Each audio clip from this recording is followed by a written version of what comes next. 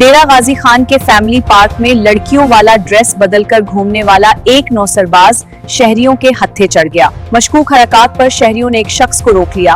वाकये की video social media पर viral है। तफसीलात सईद बशारती की रिपोर्ट में देखिए। अब देख रहे हैं आज तक पाकिस्तान न्यूज, खबर सच के साथ।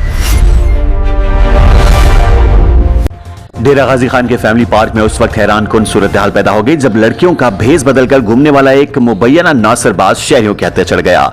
ऐनी शाहिदीन के मुताबिक मशकूक हरकत पर शहरियों का शक हुआ, जिसके बाद मज़कूरा शख्स को रोककर पूछगछ की गई। वाकये की वीडियोस भी सोशल मीडिया पर तेजी से वायरल हो रही हैं। शहरियों का कहना है कि फैमिली पार्क जैसे मकामात पर इस तरह के वाकयात न सिर्फ अवाम में खौफ और बेचैनी पैदा करते हैं बल्कि सिक्योरिटी पर भी सवालात खड़े करते हैं। वाकये के बाद मौके पर लोगों की बड़ी तादाद जमा हो गई, जबकि मुताल्लिका इदारों से मामले की मुकम्मल तहकीकात का मुतालबा किया जा रहा है।